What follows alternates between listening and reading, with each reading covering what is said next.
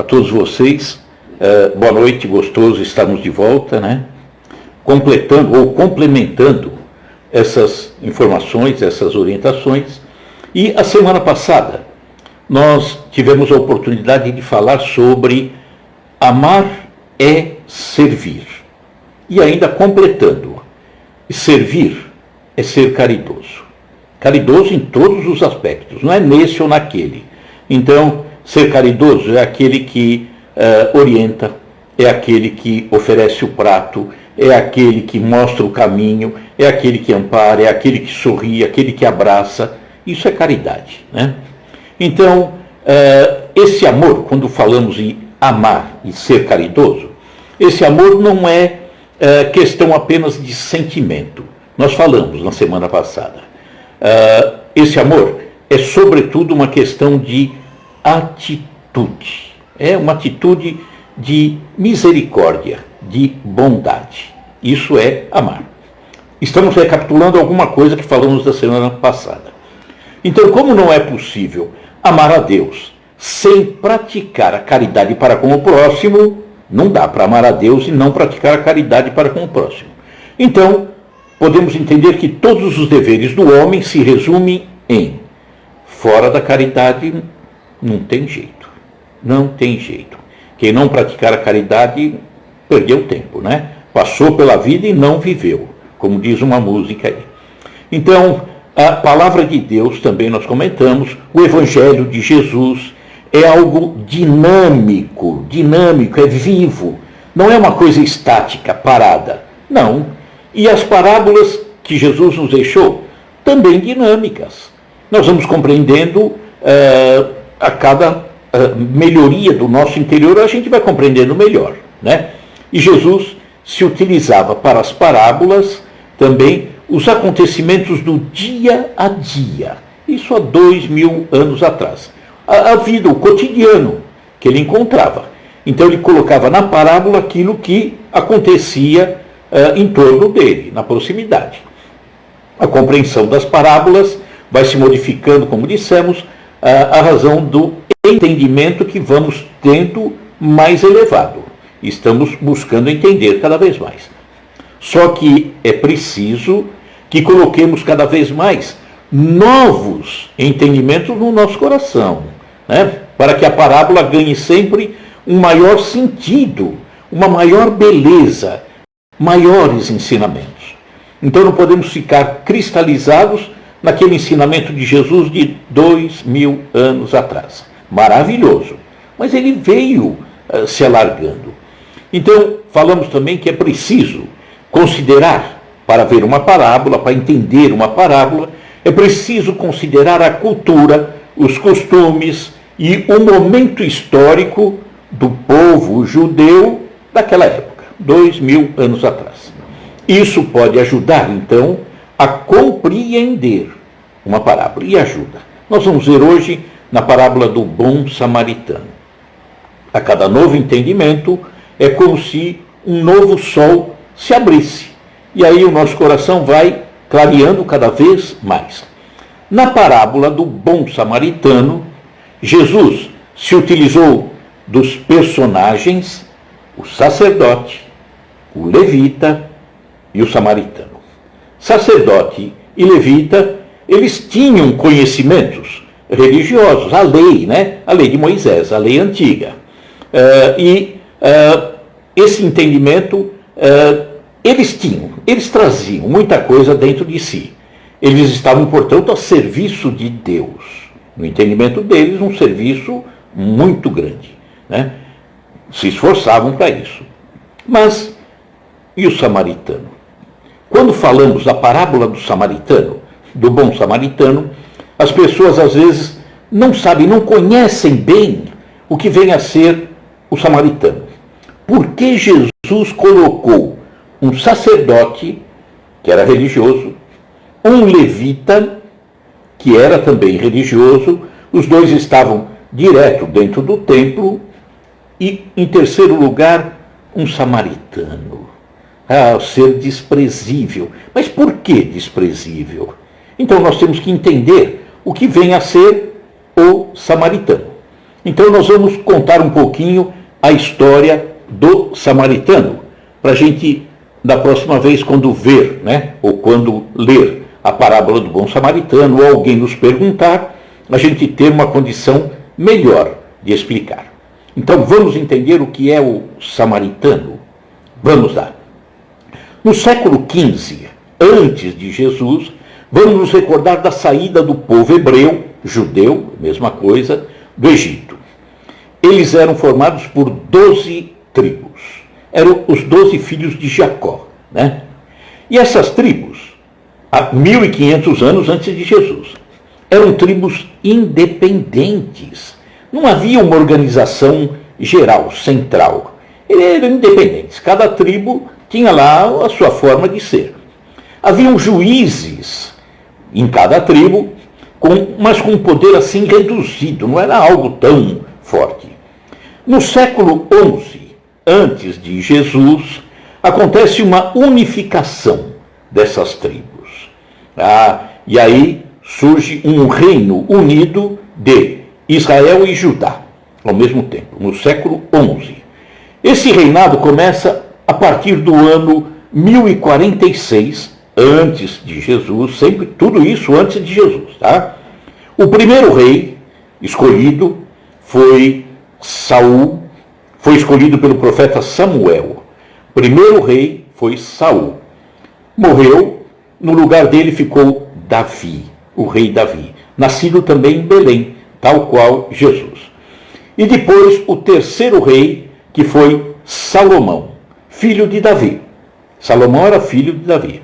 O templo construído em Jerusalém foi construído por Salomão, por isso que a gente ouve falar, o templo de Salomão.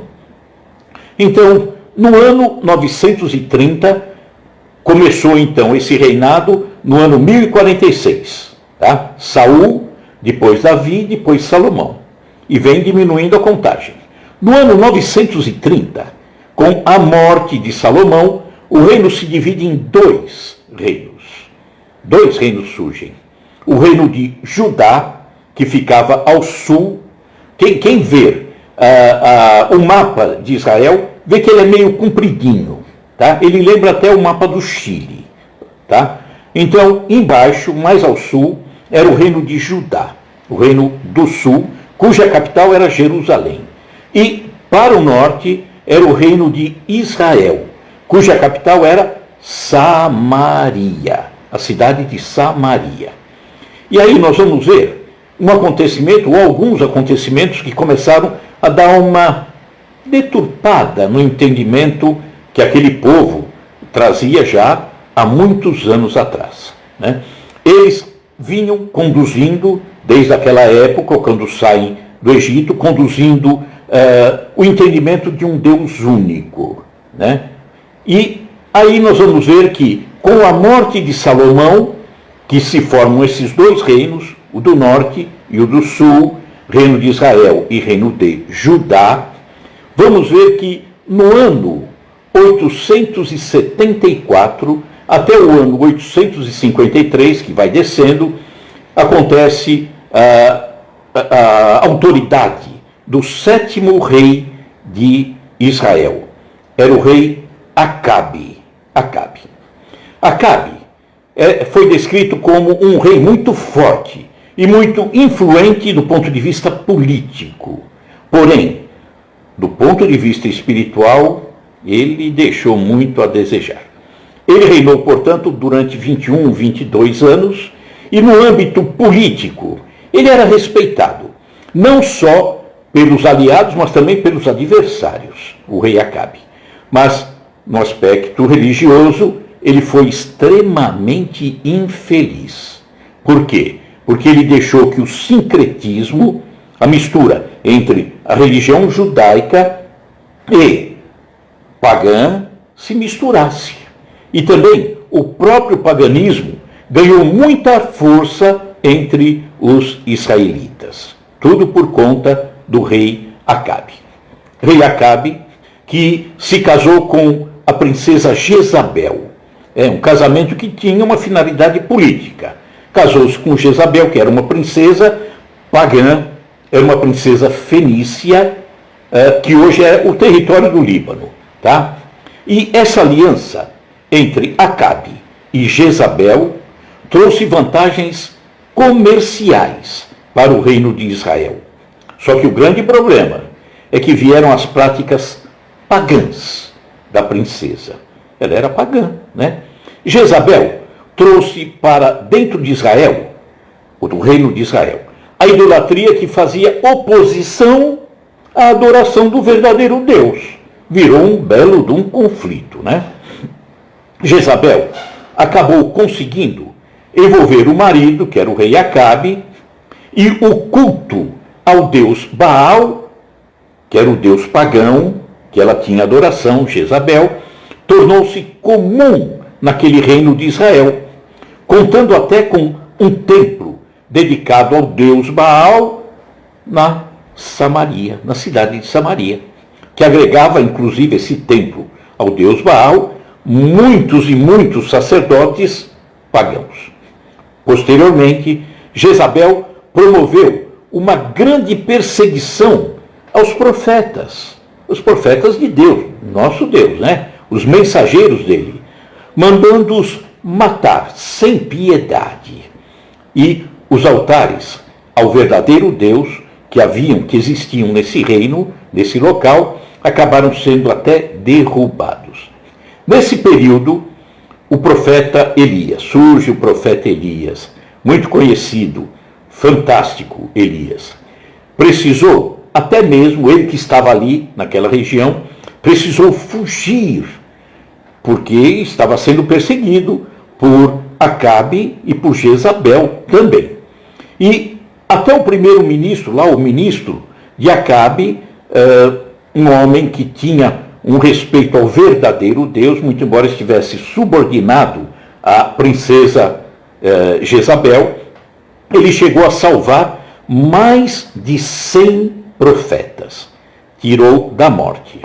Então, essa influência pagã era tão grande nesse reino de Israel que essa prática acabou ameaçando até o reino de Judá, que estava mais ao sul. Vamos ver o que aconteceu entre o rei Acabe e Elias, o profeta Elias, o grande profeta Elias. Então, naquela região havia uma grande seca. E os dois, Acabe perseguindo Elias denunciava de uma forma firme a prática irresponsável do rei Acabe, porque ele era judeu, mas deixou a coisa cair para o outro lado. Então essa idolatria instalada durante o reinado do rei Acabe influenciou, sim, até gerações posteriores, né? Esse paganismo, essa coisa que misturou esse sincretismo religioso. Elias e os sacerdotes de Baal tiveram um entrevero. Então, esse reino de Israel, que era o reino ao norte, passava por uma seca. E Elias acabou, nesse contexto todo, desafiando o rei Acabe com relação a essa prática idólatra que ele tinha, e faz um desafio contra os 450 sacerdotes de Baal, né, que eram seguidores, portanto, de Jezabel e de Acabe também, porque Acabe, fazendo jus ao nome, Acabe acabou degringolando tudo, né? Então, Elias faz um desafio a esses 450 sacerdotes. Qual foi a proposição de Elias? Vamos pegar duas oferendas que faremos aos deuses. 2 animais, 2 novilhos. Então, vamos fazer 2 altares. Um altar ao verdadeiro Deus, e Elias tomaria conta, e um altar ao deus Baal. E os 450 sacerdotes tomariam conta dessa oferenda. O que eles fariam? Colocariam a oferenda sobre o altar e pediriam a cada um, né, o seu Deus, no caso os 450 sacerdotes, pediriam a Baal que consumisse aquela oferta, ou seja, que queimasse aquilo. E Elias faria o mesmo no seu altar, pedindo ao verdadeiro Deus. Diz que os 450 sacerdotes colocaram a sua oferenda no altar e começaram a pedir para que Baal consumisse. E diz que cantaram, dançaram, falaram alto, e a ponto, inclusive, de Elias ficar até provocando. Olha, fala mais alto, acho que Baal deve estar dormindo. E ficou ali provocando. E nada de Baal consumir aquela oferta. Aí chega a vez do Elias. Elias, com a sua oferta, o novilho morto ali sobre o altar, ele manda jogar água no altar. E joga mais água no altar. E joga mais água no altar. E aí ele pede ao Deus. Nós sabemos a espiritualidade. E a espiritualidade vem e faz com que o fogo, materializando o fogo, ele vem e consuma aquela oferenda. Então Elias ganhou essa disputa com os 450 sacerdotes de Baal. E aí o que ele pediu? Que levassem os 450, isso aí aconteceu no Monte Carmelo, levasse todos eles na parte de baixo do monte, passa um riozinho ali, né? É pequeno, mas é um riozinho. O rio é Rio Quizon. E às margens do rio Quizon, Elias manda degolar todos os sacerdotes de Baal, que perderam ali a disputa. Diz que o riozinho ficou vermelho de tanto sangue. E ali, Elias estava tentando trazer de volta para aquele povo do reino de Israel, que era o reino norte, o entendimento do verdadeiro Deus. Essa foi a disputa de Elias com os sacerdotes de Baal. E aí nós vamos ver que Elias, coisa de 8 séculos para 9 séculos depois, Elias reencarna como João Batista, o primo de Jesus, que morreu de que forma? Ou desencarnou de que forma? Degolado. Então aquilo que ele, né, com toda a grandeza daquele espírito maravilhoso, mas ele mandou que degolasse. E fica um resquício, né? É natural que fique um resquício, aquele sentimento do que fez, e que depois, com ele, muito provavelmente, né, na programação dessa encarnação agora como João Batista, pede ele que desencarne degolado, né, tal qual ele fez os outros passarem. Então, a partir desse episódio, Acabe, né, Jezabel, o entendimento naquela região ficou todo conturbado, ficou muito conturbado. E aquele povo ali da região da Samaria acabou sendo levado, 130 anos depois, foram levados para a Assíria, né, tomados pela Assíria como escravos, e parte que permaneceu naquela região, também as autoridades do Império Assírio, mandando pessoas de lá para aquela região, para explorar a terra, uma terra produtiva, acabou ficando tudo misturado. Então, até as crenças, né, daqueles judeus que moravam ali, acabaram se misturando com entendimentos pagãos, costumes, aquela coisa toda. A partir, então, desse episódio, é que nós vamos ver que aqueles judeus daquela região recebem o nome de samaritanos e passam a ser desprezados pelos judeus, entre aspas, puros. Por quê?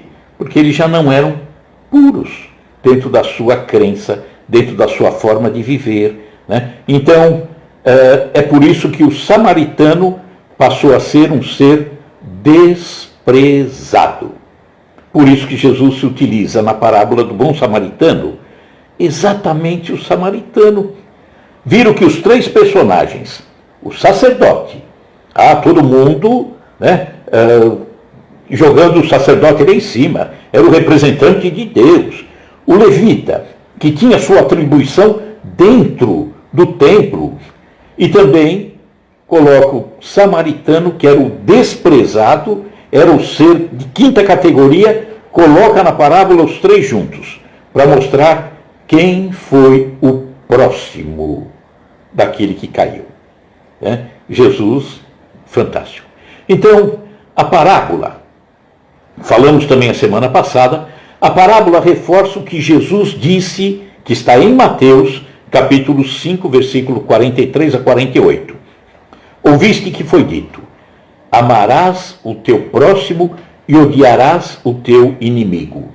Eu, porém, vos digo: amai os vossos inimigos, bendizei os que vos maldizem, fazei bem aos que vos odeiam, e orai pelos que vos maltratam e vos perseguem. Fizemos um comentário que Jesus disse que ouviste o que foi dito, porque não estava na lei também, que era para odiar. Não era não. Então aí foi uma deturpação acontecida ao longo do tempo. Vamos ler então a parábola novamente e depois nós vamos fatiar para entendermos o significado de cada pedacinho dessa parábola fantástica. Vamos ler então primeiro a parábola direto, tá? Diz assim, está em Lucas capítulo 10. Então, levantando-se, disse-lhe um doutor da lei, para tentar Jesus: Mestre, que preciso fazer para possuir o reino dos céus? E Jesus responde: o que está escrito na lei? O que você lê nela? Era comum, né? Quando alguém fazia uma pergunta, responder com uma pergunta, para ver se aquele que perguntava estava muito interessado, né? Sim ou não, em receber a resposta. E aí ele responde, o doutor da lei, está escrito que é para amar a Deus de todo o coração, de toda a tua alma, com todas as tuas forças, todo o teu espírito, e ao próximo como a ti mesmo. O doutor da lei respondeu. E aí Jesus diz, respondeste muito bem, faze isso e viverás. O doutor da lei sabia, né? Mas o homem, que era o doutor da lei, querendo parecer que era justo, será que eu não compreendi bem alguma coisa nesse sentido? Aí ele faz uma pergunta a Jesus: quem é meu próximo? E aí Jesus responde: um homem que descia de Jerusalém para Jericó caiu em poder dos ladrões, que o despojaram, cobriram de ferimentos e se foram, deixando-o semi-morto. Aconteceu em seguida que um sacerdote, descendo pelo mesmo caminho, o viu e passou adiante. Um levita, que também veio àquele lugar, tendo-o observado, passou igualmente adiante. Mas um samaritano que viajava, chegando ao lugar onde jazia aquele homem e tendo-o visto, foi tocado de compaixão. Aproximou-se dele, deitou-lhe óleo e vinho nas feridas e as pensou. Depois, pondo-o no seu cavalo, levou-o a uma hospedaria e cuidou dele. No dia seguinte, tirou 2 denários, 2 moedinhas, e as deu ao hospedeiro, dizendo: trata muito bem desse homem, e tudo que despenderes a mais, eu te pagarei quando regressar. E aí Jesus arremata dizendo: qual desses 3 te parece ter sido o próximo daquele que caiu em poder dos ladrões? E aí o doutor da lei responde: aquele que usou de misericórdia para com ele. E Jesus diz: então vai e faça o mesmo. Então agora nós vamos pegar fatia a fatia dessa parábola, tá? Para ver como ela é linda, como tem tantos ensinamentos. Vamos lá. Primeira fatia, diz assim: então, levantando-se um doutor da lei para o tentar, pergunta: mestre, que preciso fazer para possuir o reino dos céus? Respondeu Jesus: o que está escrito na lei? O que é que você lê nela?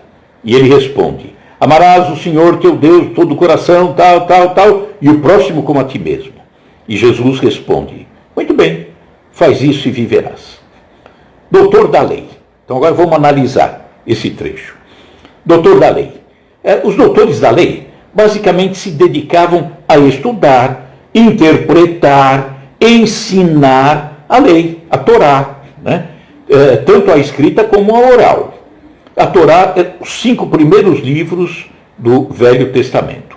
Mas era para tentar Jesus, porque o doutor da lei, obviamente, sabia a resposta. Sabia como alcançar o reino dos céus. E Jesus responde com outra pergunta, né? O que está escrito na lei, meu amigo? E ele responde, né? Tudo certinho. E aí Jesus diz, faça isso e viverás. Mas ele estava vivo. O doutor da lei respirava, sorria, chorava, não importa. Estava vivo. Mas será que estava vivo mesmo? Por quê? Porque é para pensar, hein? Viver não é estar de pé.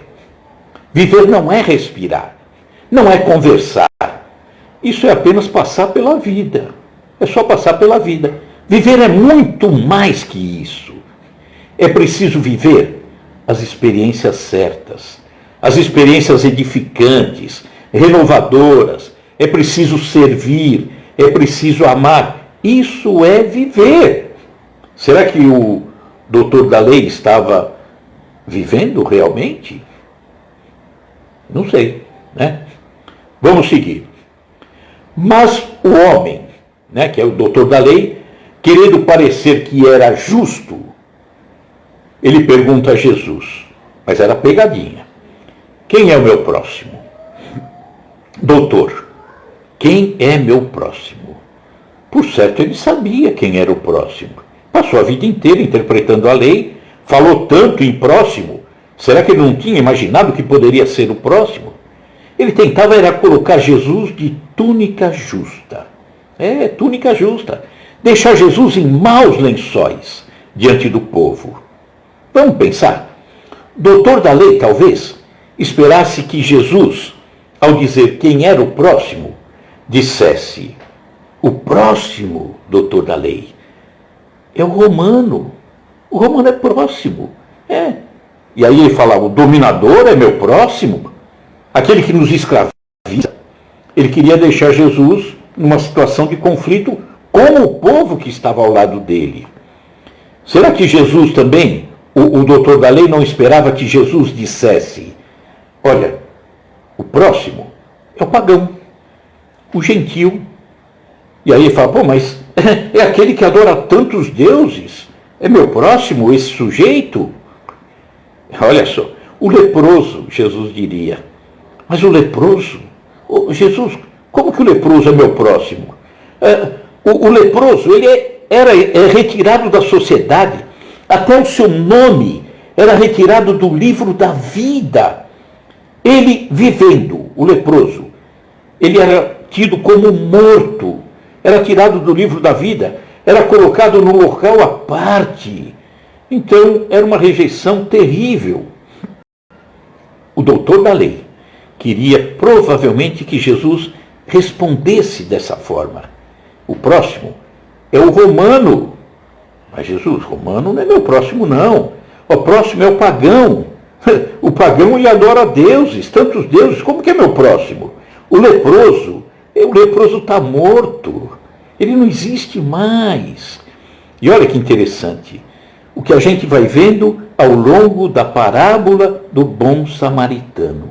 Quantos detalhezinhos que talvez a gente não tenha prestado atenção. Vamos pegar mais uma fatiazinha da parábola do bom samaritano. Jesus, tomando a palavra, lhe diz, um homem descia de Jerusalém para Jericó e caiu em poder dos ladrões que o despojaram, cobriram de ferimentos e se foram, deixando-o semi-morto. Vamos lá. Um homem caído semi-morto. Representa quem? O homem semi-morto. Qualquer pessoa, né? Que tenha necessidade da nossa ajuda, da nossa compaixão, da nossa caridade. Esse homem semi-morto representa o próximo, não importa o rótulo. Poderia ser o romano, poderia ser o pagão, não importa. Né? Estava lá, nem se perguntou quem era, e não importa. Não era para se perguntar. Olha, você está semi-morto, mas quem é você? Qual fé você professa? Se você disser isso, eu te ajudo. Se não tiver, não te ajudo. Não, não faz o menor sentido.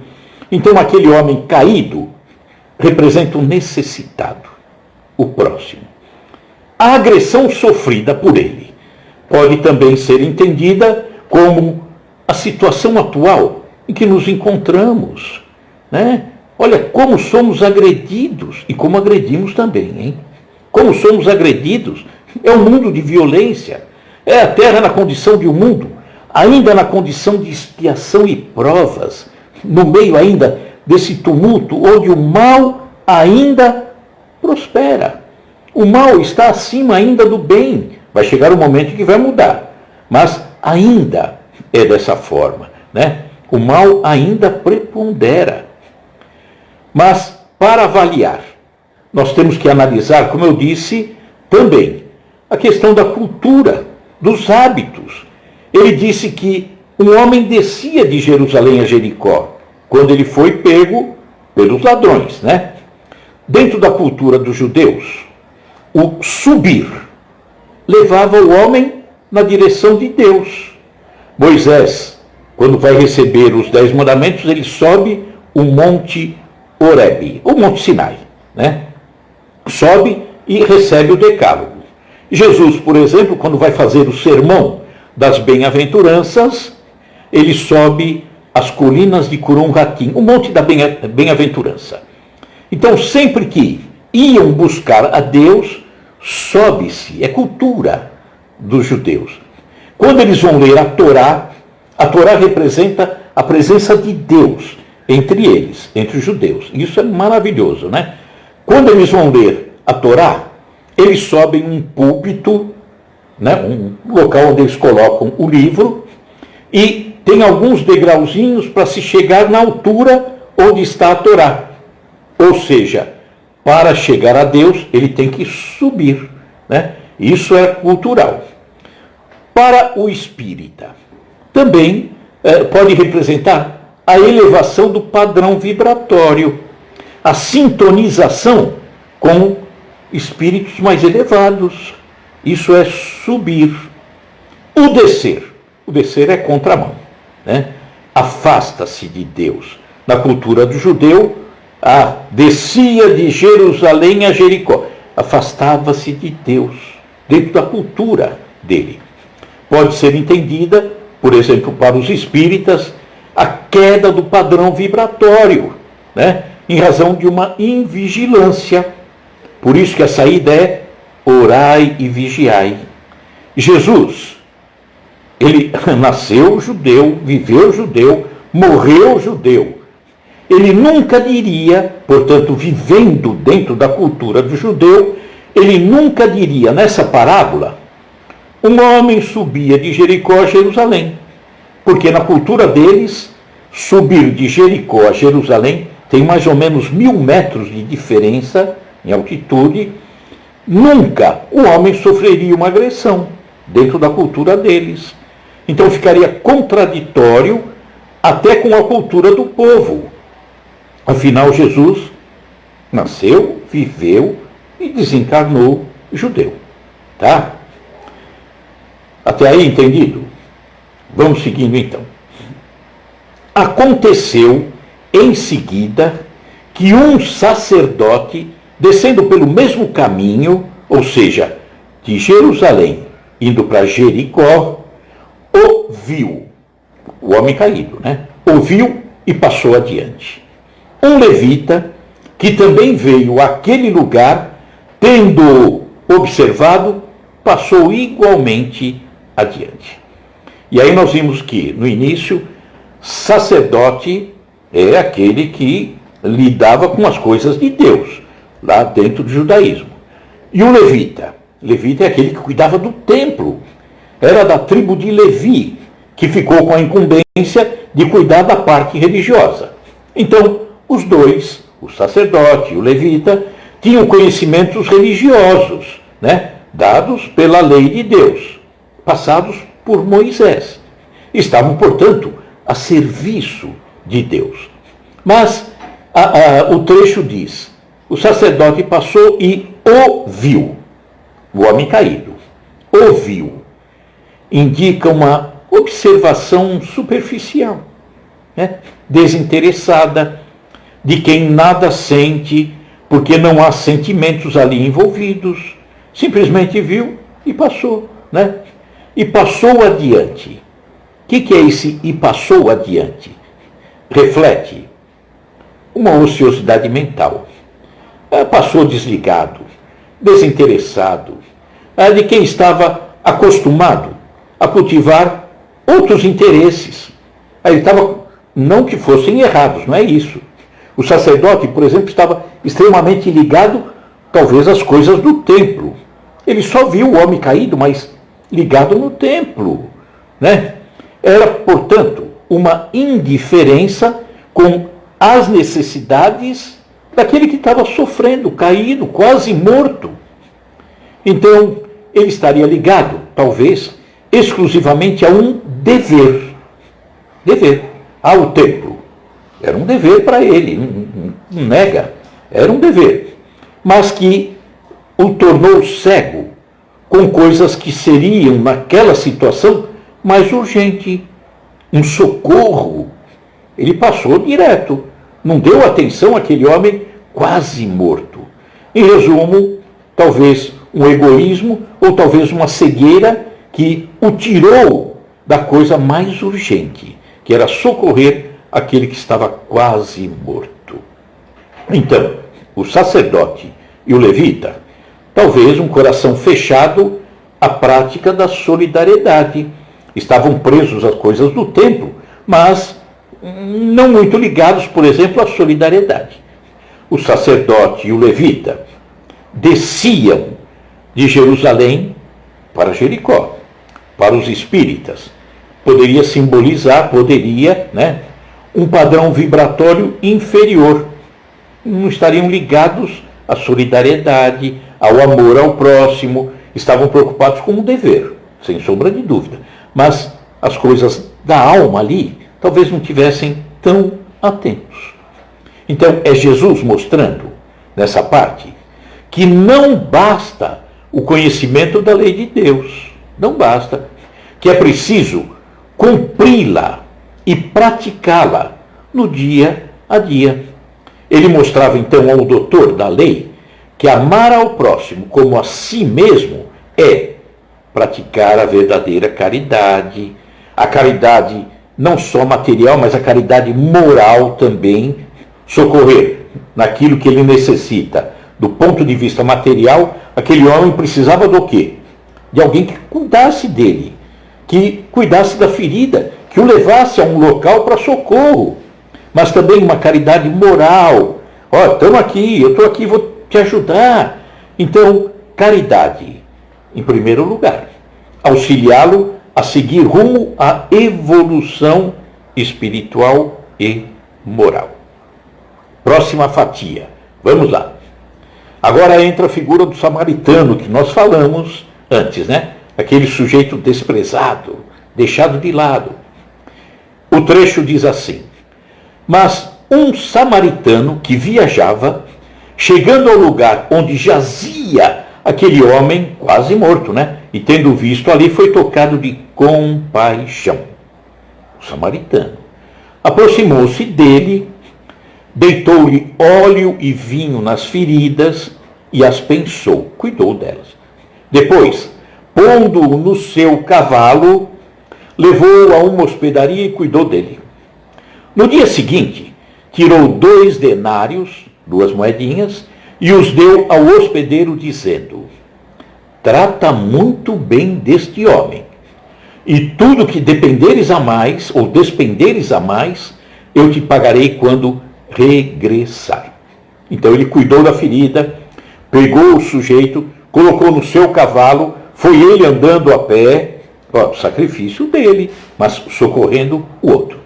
Então, nessa passagem, Jesus coloca o samaritano no papel principal dessa parábola, exatamente valorizando o samaritano, né?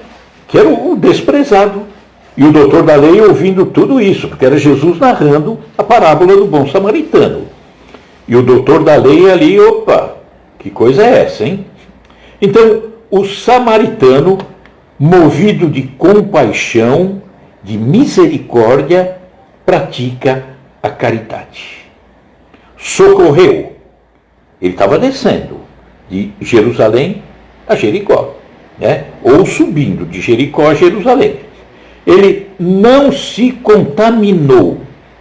Estou falando o samaritano. Não se contaminou pela indiferença diante do fato. Não ficou contaminado. Não, ele foi lá e atuou, né? Ou seja, se ele descia para Jericó, o seu padrão vibratório continuava elevado. Continuava pensando coisas boas, continuava com o coração aberto ao socorro. Então, descermos para auxiliar os que se encontram em planos vibracionais inferiores, num sofrimento inferior, é medida de auxílio ao próximo. E aí é bom, né? Eu estou descendo, mas não me contamino. Eu vou socorrer o que está embaixo, vou auxiliar. Então, a ajuda ao próximo, por exemplo, nessa situação do samaritano socorrendo, ele estava descendo, né? Ajuda, na verdade, era uma prece que envolvia o samaritano. Era um ato de amor. Então ele nos contaminava negativamente nesse auxílio que ele praticava. Jesus então mostra que a verdadeira caridade só é praticada quando nos compadecemos daquele que sofre. Não só do ponto de vista material, mas do ponto de vista moral também. Mas que essa ajuda precisa observar o que é razoável. Razoável. Para a recuperação e o crescimento daquele que estava caído. A nossa ajuda tem que ser razoável.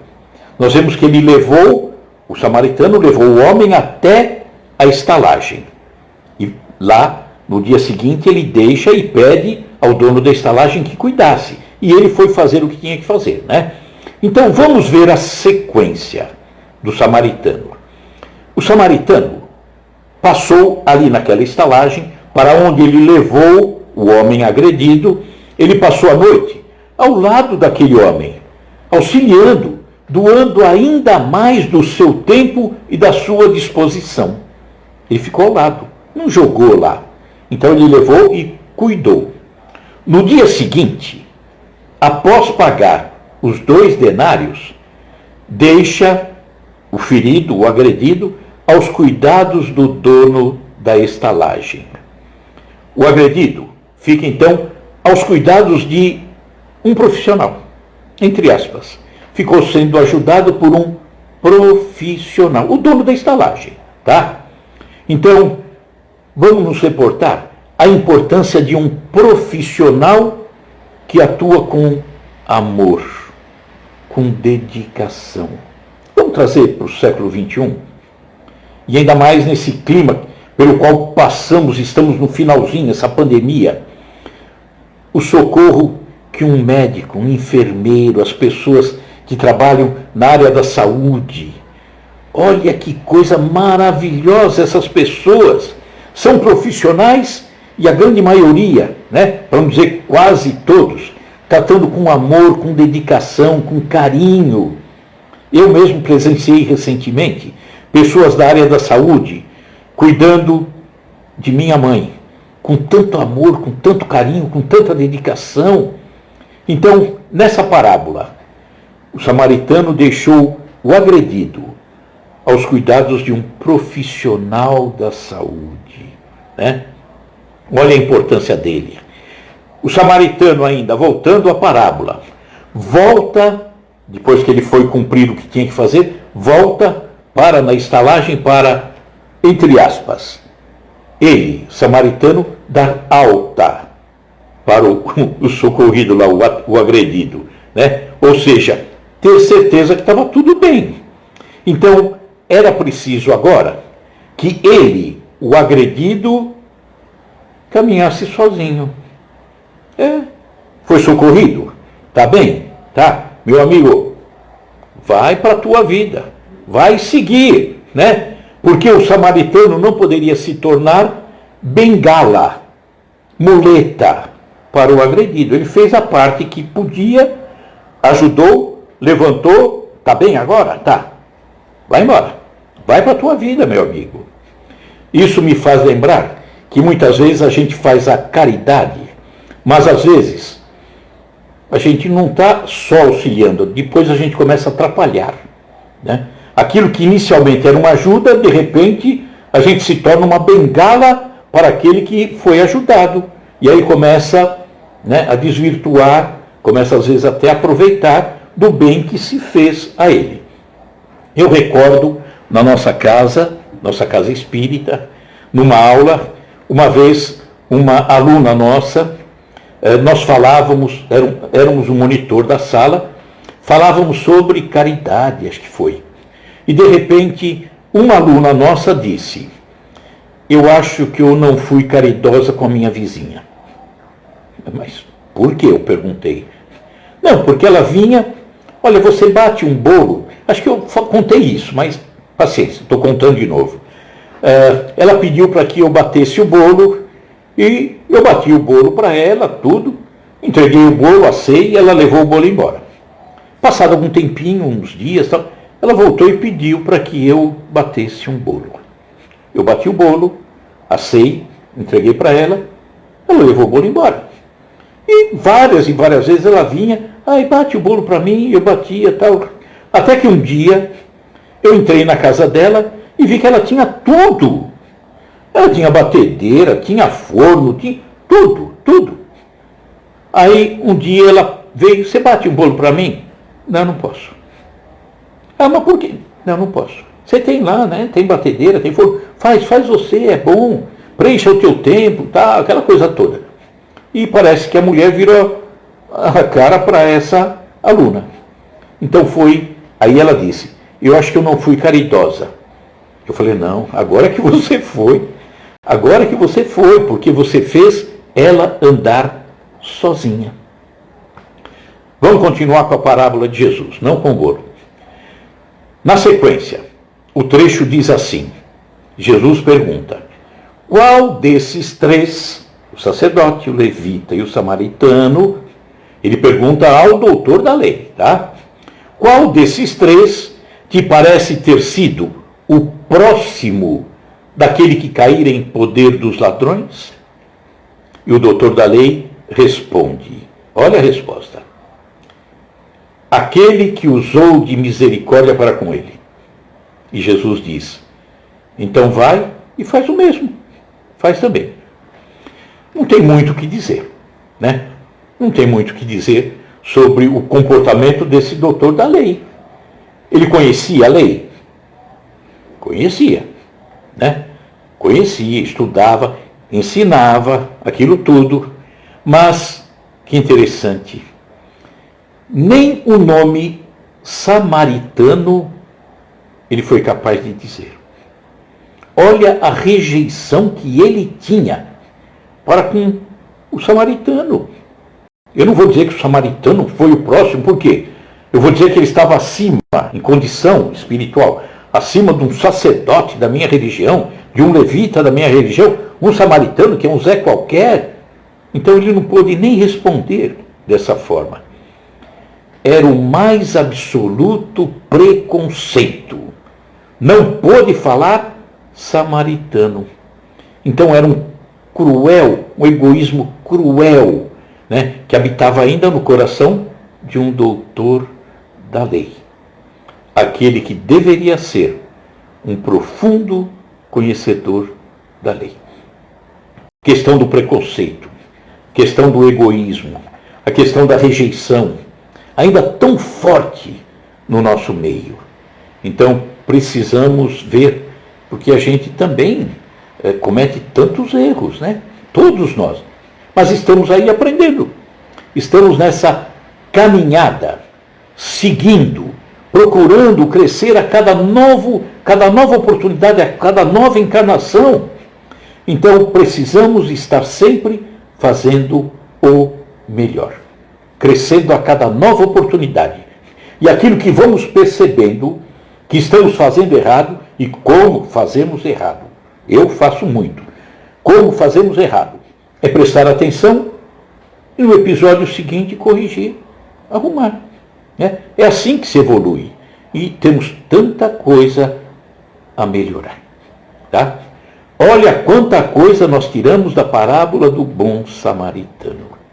Então, quando alguém perguntar, aí a parábola do bom samaritano, olha quanta coisa nós temos e outras que vão surgir. É só a gente parar, raciocinar, imaginar e daqui algumas encarnações nós vamos tirar muito mais conclusões dessa parábola tão linda, tão importante. Tá? Então, nós vamos encerrar com uma prece. Tem aí a Sandra, Caetano, grande abraço, Caetano, que alegria ver você aí, meu amigo, tá? José Alencar, todos, tá? Aqui, Paulo Serrato, Francisca, a Beth, que está aí. Vamos encerrar com uma prece então, pessoal? Vamos então fechando os nossos olhos e trazendo à nossa frente a figura serena e bondosa de Jesus, o nosso Mestre. Ele que em todas as situações, em todos os episódios, nos deixou tantos ensinamentos. E esse que falamos hoje, o bom samaritano, nos chama tanto a atenção para nunca discriminarmos ninguém, mas também nunca abandonarmos alguém. Estamos vendo, Jesus, nesse período em que o Brasil está passando, proximidade de uma eleição, tanta rejeição, tantas pessoas segregando, deixando de lado, tanto ódio, tanta mágoa, tanto ressentimento, que nós temos que fazer preces, muitas preces, mas também orientar, na medida do possível, aquele que está próximo de nós, entender que não tem, o meu irmão professa um outro entendimento, o meu é diferente, é só uma questão de entendimento, nada mais do que isso, não de inimizade. Então, vamos orientar, na medida em que pudermos, e fazer esse irmão entender que em nenhuma situação tem que haver inimigos. Não, apenas entendimentos diferentes.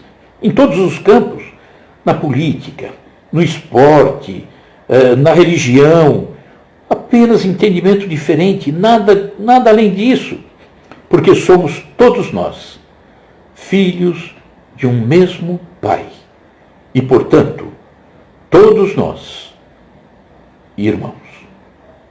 Pensemos nisso. Daí a necessidade de nos socorrermos, como aconteceu nessa parábola, de nos tolerarmos, como mostrou essa parábola, de não termos rejeição, que também essa parábola deixou tão clara, a rejeição de alguém que era tão elevado em termos de entendimento, mas que na prática não conseguiu colocar. Então, agradecemos a Jesus pela oportunidade que nos dá de termos essa busca, mas que cada um de nós coloque dentro de si esse entendimento, busque compreender, para que a nossa caminhada seja sempre a mais próxima daquilo que Ele nos ensinou.